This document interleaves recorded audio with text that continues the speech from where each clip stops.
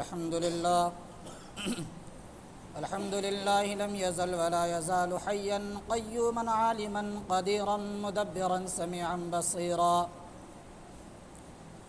ونشهد أن لا إله إلا الله وحده لا شريك له ونشهد أن محمدا عبده ورسوله صلى الله عليه وعلى آله وأصحابه وسلم. أما بعد، قال الله تبارك وتعالى: فأعوذ بالله من الشيطان الرجيم، بسم الله الرحمن الرحيم. وأذن في الناس بالحج يأتوك رجالا وعلى كل ضامر يأتين من كل فج عميق. صدق الله العظيم. قابل احترام دوستو، بزرگوں اور بھائیوں،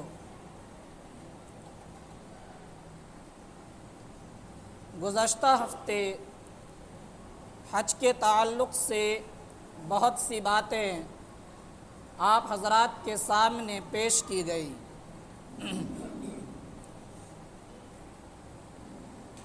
اس ہفتے بھی ہم چاہتے ہیں کہ اسی عنوان پر کچھ قیمتی باتیں آپ حضرات کے سامنے پیش کر دی جائیں.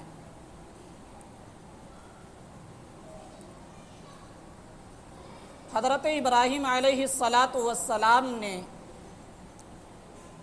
جب خدا کے گھر کی تعمیر کا کام مکمل کر لیا تو اللہ تبارک و تعالی نے ان سے فرمایا کہ ابراہیم، لوگوں میں حج کا اعلان کیجیے. چنانچہ حضرت ابراہیم علیہ السلام نے اللہ کے حکم کے مطابق اعلان کیا، اور اللہ تبارک و تعالی نے اپنی قدرت کاملہ سے حضرت ابراہیم علیہ السلام کی اس آواز کو ایک ایک انسان کے کانوں تک پہنچایا، اور لوگوں نے حضرت ابراہیم علیہ السلام کی اس دعوت پر لبیک کہا، اس دربار میں حاضر ہوئے، اور جو طریقہ حج کا حضرت ابراہیم علیہ السلام نے لوگوں کے سامنے پیش کیا، اس کے مطابق اس زمانے میں لوگوں نے اس اہم فریضے کو ادا کیا. اور ایک زمانے تک لوگ دین حنیف یعنی حضرت ابراہیم علیہ السلام کے دین کے مطابق حج کرتے رہے، یہاں تک کہ عربوں میں بت پرستی کا آغاز ہوا، اور پھر انہوں نے حج جیسے ایک اہم عبادت میں اپنی طرف سے حذف و اضافہ کر دیا. سوال یہ ہے کہ عربوں میں بت پرستی کی شروعات کیسے ہوئی، وہاں بت پرستی کا آغاز کیسے ہو گیا؟ تاریخ کے حوالے سے جو بات ہمیں معلوم ہوتی ہے وہ یہ ہے کہ عرب کے ایک بہت بڑے مکے کے سردار تھے، معزز تھے، محترم تھے، جن کا نام عمرو بن لحی تاریخ کی کتابوں میں لکھا ہے. سرزمین مکہ کے باشندے عمرو بن لحی کو سردار ہونے کی وجہ سے جہاں عزت دیتے تھے، وہیں مکے کے باشندے انہیں اپنا دینی پیشوا اور امام بھی مانتے تھے. ایک دفعہ یہ عمرو بن لحی مکے سے کسی غرض اور مقصد سے انہوں نے ملک شام کا سفر کیا. شام جب وہ پہنچے تو ملک شام کے باشندوں کو انہوں نے دیکھا کہ وہ مورتیوں کے سامنے سجدہ کرتے ہیں، ان سے اپنی حاجتیں اور منتیں منواتے ہیں. ملک شام یہ انبیاء کی سرزمین کہلاتا ہے، تو انہوں نے جب وہاں لوگوں کا یہ عبادت کا طریقہ دیکھا تو عمرو بن لحی نے اس طریقے کو طریقہ برحق جانا، اور وہاں سے انہوں نے ایک حبل نامی بت لیا، اور یہ بت لا کر انہوں نے خانہ کعبہ کے اندر لا کر نصب کر دیا، رکھ دیا. اور سب سے پہلے رکھنے کے بعد عمرو بن لحی خود اس نے خانہ کعبہ کا طواف کیا اور اس بت کے سامنے سجدہ کیا. چونکہ مکے کے لوگ عمرو بن لحی کو اپنا دینی امام اور پیشوا مانتے تھے، جب ان کو ان بتوں کے سامنے سجدہ کرتے ہوئے وہاں کے لوگوں نے دیکھا تو دوسرے لوگ بھی انہیں دیکھ کر اس بت کو سجدہ کرنے لگے، اپنی منتیں اور حاجتیں اس بت سے اسی طرح مانگنے لگے جس طرح خدا سے مانگتے تھے۔ دھیرے دھیرے اور بگاڑ پیدا ہوتا گیا، قبائل کا اختلاف ہوا، خاندان کا اختلاف ہوا، اور اس اختلاف کی بنیاد پر ہر قبیلے اور ہر خاندان اور ہر گھرانے کے لوگ نے خانہ کعبہ کے اندر اپنا الگ الگ بت خانہ کعبہ کے اندر اور اس کے آس پاس میں لا کر رکھ دیا، یہاں تک کہ بتوں کی تعداد 360 کو پہنچ گئی۔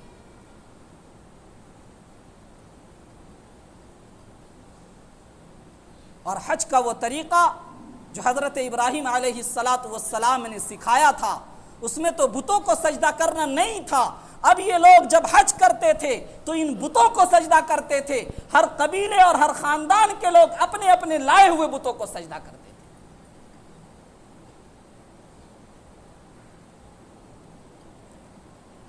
پھر اسی سرزمین پر اللہ تعالیٰ نے ایک نبی کو مبعوث کیا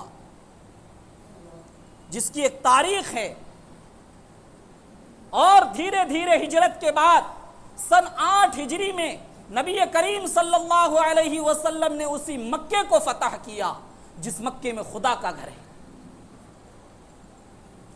اور فتح مکہ کے سال اللہ کے نبی نے ان 360 بتوں کو توڑ کر خانہ کعبہ کو بت پرستی سے بالکل پاک کر دیا۔ پھر اگلے سال سن 9 ہجری میں حج فرض ہوا۔ اس سال 300 لوگوں کا قافلہ حج کے سفر کے لیے روانہ ہوا۔ پیارے آقا صلی اللہ علیہ وسلم اپنی مصروفیات کی وجہ سے، کچھ ضروریات کی وجہ سے سن 9 ہجری میں حج کے سفر پر نہ جا سکے۔ اس قافلے کا امیر پیارے آقا صلی اللہ علیہ وسلم نے حضرت ابوبکر صدیق رضی اللہ تعالی عنہ کو بنایا، اور حضرت ابوبکر صدیق رضی اللہ تعالی عنہ کی عمارت میں ان 300 لوگوں نے اپنے حج کے اعمال کو اور اس فریضے کو ادا کیا۔ پھر سن 10 ہجری کا سال آیا، پیارے آقا صلی اللہ علیہ وسلم نے اس سال خود اپنے سفر حج پر، اس مبارک سفر پر جانے کا اعلان کیا۔ جانثار صحابہ کرام کو پیارے آقا صلی اللہ علیہ وسلم سے والہانہ عقیدت اور محبت تھی، جنہوں نے بھی اللہ کے نبی صلی اللہ علیہ وسلم کے اس مبارک سفر کے بارے میں سنا تو انہوں نے اپنی سعادت مندی اور خوش نصیبی اسی میں سمجھی کہ اس سفر میں آقا کے ساتھ شریک ہوا جائے۔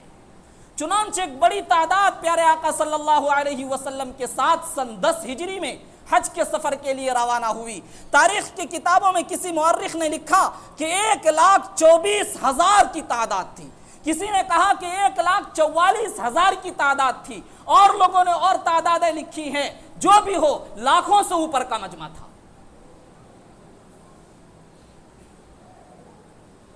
یہ پیارے آقا صلی اللہ علیہ وسلم کی زندگی کا واحد حج ہے۔ ہمارے نبی نے زندگی میں صرف ایک حج ادا کیا ہے، 5 عمرے کیے ہیں، لیکن حج ایک کیا ہے۔ اس حج کے موقع پر پیارے آقا صلی اللہ علیہ وسلم نے خود عملی طور پر لوگوں کو کر کے بتایا کہ اس اہم فریضے کو کس طرح ادا کرنا ہے۔ اپنے عمل کے ذریعے، اپنے فعل کے ذریعے لوگوں کو پیارے آقا صلی اللہ علیہ وسلم نے حج کی تعلیم دی۔ اسی حج میں اللہ کے نبی نے ایک قیمتی اور تاریخی خطبہ پیش کیا جسے خطبہ حجۃ الوداع کے نام سے یاد کیا جاتا ہے، اور پیارے آقا صلی اللہ علیہ وسلم نے فرمایا خذوا عنی مناسککم، کہ لوگوں حج کے حکام مجھ سے سیکھ لو، آج میں دنیا میں ہوں۔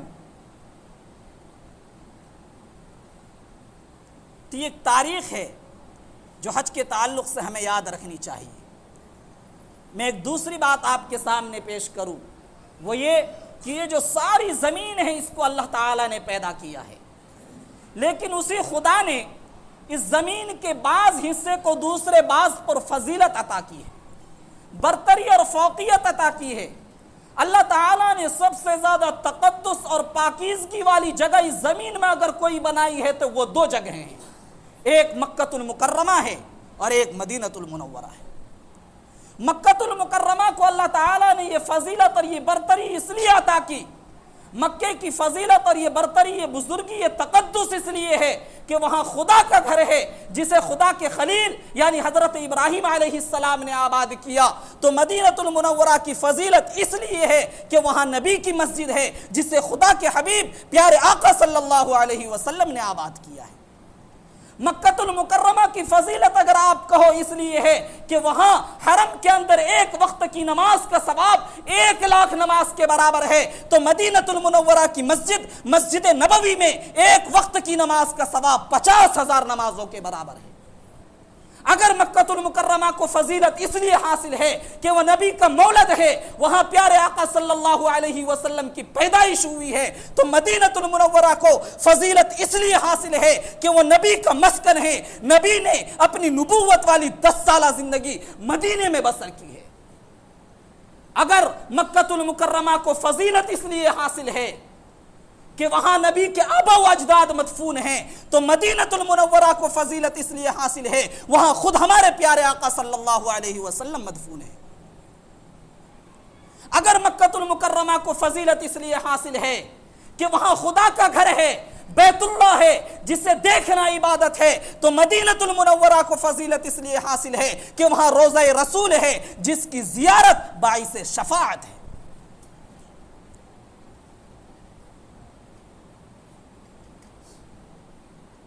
میرے بھائیوں، یہ زمین کی سب سے مقدس جگہیں ہیں، سب سے پاکیزہ جگہیں ہیں، سب سے عظمت اور برتری والی جگہیں ہیں۔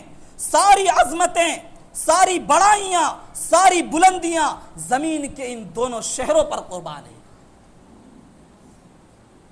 پیارے آقا صلی اللہ علیہ وسلم نے مکے کی فضیلت بیان کرتے ہوئے فرمایا کہ مکے کو حضرت ابراہیم علیہ السلام نے حرم بنایا ہے، تو مدینۃ المنورہ کو میں نے قابل احترام قرار دیا ہے۔ پیارے آقا صلی اللہ علیہ وسلم کو ان دونوں جگہوں سے بے انتہا پیار تھا، بے انتہا محبت تھی۔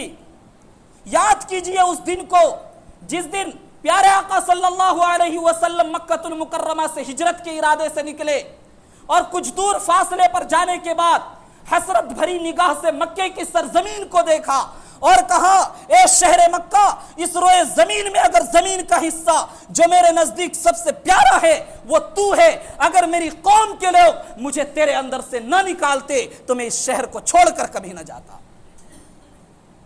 تو وہی مدینۃ المنورہ کے ذرے ذرے سے پیارے آقا صلی اللہ علیہ وسلم کو پیار تھا۔ آپ مدینے کے ذرے ذرے سے گرد و غبار سے پیار کرتے تھے۔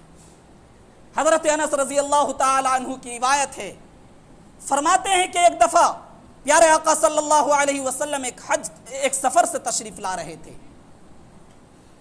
مدینے کا ایک پہاڑ، احد پہاڑ نظر آ گیا۔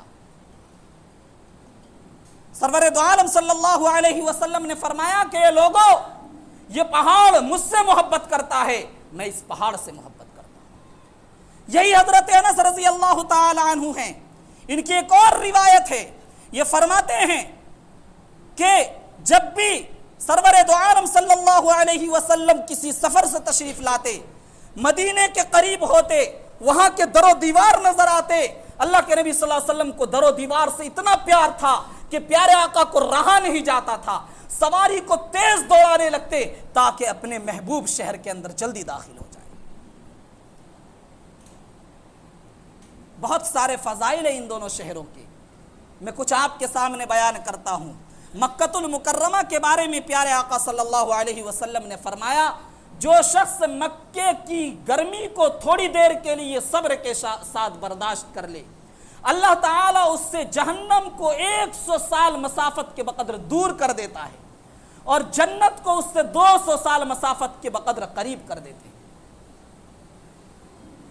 ایک اور روایت ہے، اس میں پیارے آقا صلی اللہ علیہ وسلم فرماتے ہیں، جو شخص مکے میں ہو، بیمار پڑ جائے، بیمار کی وجہ سے وہ اعمال نہ، بیماری کی وجہ سے وہ اعمال نہ کر سکے، نیک اعمال، تو یہی نہیں کہ اللہ تعالیٰ اس کو اس ایک دن کے اعمال کے برابر اجر عطا کرتے، نہیں، 7 سال کے اعمال کے برابر اسے اجر دیتے ہیں۔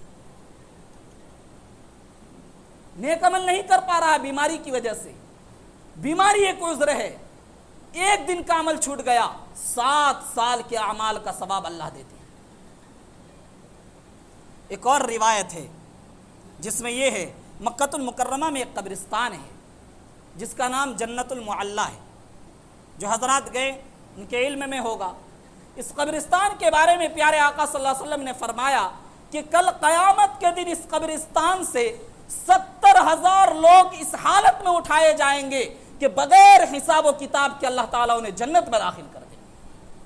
اور یہ 70,000 ایسے ہوں گے کہ ان 70,000 میں سے ہر ایک آدمی 70,000 لوگوں کی سفارش کرے گا، اور اللہ تعالیٰ ان کی سفارش کی برکت سے ان کے چہروں کو روشن کر دے گا۔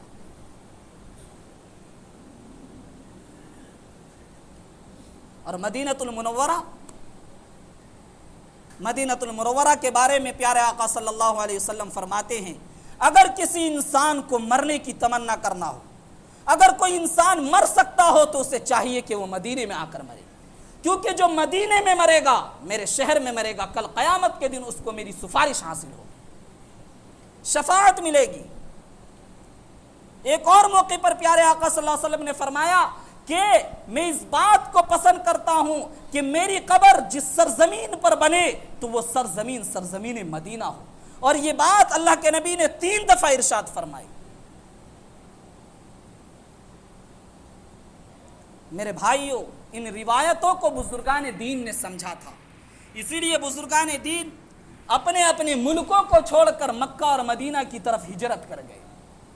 حضرت حاجی امداد اللہ مہاجر مکی رحمۃ اللہ علیہ، شیخ زکریہ علیہ الرحمہ، ہمارے بزرگان دین میں سے کتنے ہیں جنہوں نے اپنے اپنے شہروں اور وطنوں کو چھوڑ دیا اور زندگی کے آخری لمحات کو ان شہروں میں گزارنے کو اپنے لیے سعادت اور نیک بختی سمجھا۔ میں آپ کو بتا دوں، خدا کی اگر قدرت کا عجیب و غریب کرشمہ آپ کو دیکھنا ہو، مکہ جائیے۔ ویسے تو ہر مومن کی تمنا ہوتی ہے، لیکن وہاں اللہ تعالیٰ کی قدرت کا عجیب و غریب کرشمہ نظر آتا ہے۔ کیا؟ وہ سرزمین ایسی ہے کہ وہاں کسی چیز کی پیداوار نہیں ہوتی، بنجر سرزمین ہے مکہ، بے آب و گیا۔ لیکن جب آپ وہاں جائیں گے تو دنیا میں جتنے بھی پھل فروٹ پائے جاتے ہیں، قسم قسم کے میوے جات، طرح طرح کی خدا کی نعمتیں، اور دنیا میں بننے والی اعلیٰ سے اعلیٰ قیمتی سے قیمتی چیز آپ کو مکے میں مل جائیں گی۔ ایک سے ایک خدا کی نعمت کا وہاں آپ کھلی آنکھوں مشاہدہ کریں گے، نظارہ دیکھنے کو ملے گا، حالانکہ وہ سرزمین ایسی ہے کہ وہاں کسی چیز کی پیداوار نہیں ہوتی۔ یہاں تک لوگوں نے لکھا کہ شاید مکہ دنیا کا وہ واحد شہر ہے جہاں اتنی بڑی تعداد میں اتنی ساری خدا کی نعمتیں بیک وقت مل جاتی ہیں۔ اتنی بڑی تعداد میں شاید کسی اور شہر میں اتنی بڑی تعداد میں اتنی ساری خدا کی نعمتیں میسر نہ آئے، نہ ملے۔ یہ سب کیوں؟ یہ اس لیے ہے کہ اس سرزمین کو نبیوں کی دعا لگی ہوئی ہے۔ حضرت ابراہیم علیہ السلام نے جب اپنے فرزند ارجمند حضرت اسماعیل علیہ السلام اور حضرت ہاجرہ کو وہاں چھوڑا تو اللہ تعالیٰ سے دعا کی تھی وہاں سے رخصت ہونے کے بعد کہ یا الہی، لوگوں کے دلوں کو اس شہر کی طرف متوجہ کر دینا اور ان کو قسم قسم کے پھل اور میوے کھلانا۔ اور وہ دعا قبول ہوئی اور وہاں طرح طرح کی نعمتیں آج ملتی۔ اس سرزمین پر ایک کنواں ہے جس کا نام زمزم ہے۔ یہ بہت بڑے ایریے میں نہیں ہے، خدا کی قدرت کے کرشمے کو دیکھنا ہے تو اس کنویں سے آپ اندازہ لگا سکتے ہیں۔ بہت بڑے ایریے میں نہیں ہے، بہت چھوٹے ایریے میں ہے۔ اور کب سے ہے؟ کئی سو سال پہلے سے، حضرت ابراہیم علیہ السلام کے زمانے سے ہے۔ اس کنویں کی ایک تاریخ ہے۔ حضرت اسماعیل علیہ السلام جس جگہ اپنی ایڑی رگڑ رہے تھے، اللہ تعالیٰ نے اسی جگہ سے یہ چشمہ جاری کر دیا تھا۔ حضرت ہاجرہ جب بے چین اور پریشان ہو کر آئی اور ان کو کہیں پانی نہیں ملا، اپنے ننھے منھے بچے کے ایڑی کے پاس سے پانی کے اس چشمے کو جاری ہوتا ہوا دیکھا تو انہوں نے سوچا کہ یہ پانی کہیں ادھر ادھر نہ بکھر جائے، تو کہا زم زم زم، ٹھہر جا ٹھہر جا ٹھہر جا۔ یہ زمزم کے معنی آتے ہیں ٹھہر جانے کی۔ اسی وقت سے اس کا نام زمزم پڑ گیا۔ یہ ایک چشمہ ہے، ایک کنواں ہے میں نے آپ کو بتایا بہت بڑے ایریے میں نہیں ہیں، لیکن آپ دیکھیے جو لوگ سرزمین مکہ میں آباد ہیں ان کی بھی تعداد لاکھوں سے اوپر ہے۔ پھر حج کرنے والے لوگ جاتے ہیں، لاکھوں کی تعداد میں لوگ وہاں حاضر ہوتے ہیں، اور اس چھوٹے سے کنویں سے لوگ اپنی ضروریات پوری کرتے ہیں، استعمال میں اس پانی کو لاتے ہیں، اور کئی سو سال سے یہ پانی استعمال ہوتا ہوا آج تک آ رہا ہے۔ یہ پانی نہ تو خشک ہوا نہ اس کے اندر کمی آئی۔ شاید اگر کوئی اور کنواں ہوتا تو نہ جانے اس کی خشکی کا کیا عالم ہوتا، کب کا وہ خشک ہو چکا ہوتا۔ اور اس پانی کے بارے میں اللہ کے نبی صلی اللہ علیہ وسلم نے فرمایا اس پانی میں شفا ہے۔ علماء نے لکھا کہ جو انسان اس پانی کو جس نیت سے پیے گا اس کی وہ مراد پوری ہوگی۔ میرے بھائیوں، بہت سی تاریخی باتیں اس سرزمین سے وابستہ ہیں، ہمیں اسی لیے اس سرزمین سے محبت ہے۔ میں آپ کو عشق اور محبت کا ایک چھوٹا سا واقعہ سنا کر اپنی بات ختم کرتا ہوں۔ ہمارے بزرگوں نے اس سرزمین کی عظمت اور عقیدت میں محبت کا وہ نذرانہ اور وہ مثال قائم کی ہے کہ تاریخ نہیں پیش کر سکتی۔ حضرت مولانا قاسم نانوتوی رحمۃ اللہ علیہ حج کے سفر پر روانہ ہوئے، جب مدینے نبی کے شہر کے قریب پہنچے تو انہوں نے اپنا جوتا اتار لیا، نبی کے شہر میں پیدل چلنے لگے۔ لوگوں نے کہا کہ حضرت یہ کیا بات ہے، یہ سرزمین پتھریلی زمین ہے، یہاں کی گرمی بڑی خطرناک ہے، زمین گرمی کی وجہ سے تپ جاتی ہے، پاؤں پر چھالے پڑ جائیں گے، پاؤں چلنے کے قابل نہیں رہیں گے، آپ نے یہ جوتے کیوں اتار لیے؟ حضرت مولانا قاسم نانوتوی رحمۃ اللہ علیہ کے عشق رسول کو دیکھیے اور اس جگہ کی عظمت اور تعظیم کا آپ اندازہ لگائیے۔ مولانا فرماتے ہیں کہ میں نے جوتے اس لیے اتار لیے تاکہ قاسم نانوتوی کا گستاخ جوتا نبی کی اس زمین کے اس جگہوں پر نہ پڑ جائے جہاں نبی کے قدم مبارک پڑے۔ ایسی عظمت، ایسا احترام اور ایسا تقدس ہمارے بزرگوں نے کر کے دکھایا ہے، ہمیں بھی اس جگہ سے پیار ہے۔ اللہ تعالی ہم سب کے دلوں میں اس جگہ کی عظمت کو برقرار رکھے، ہم سب کو اللہ تعالی وہاں کا سفر ہم سب کے لیے آسان فرمائے۔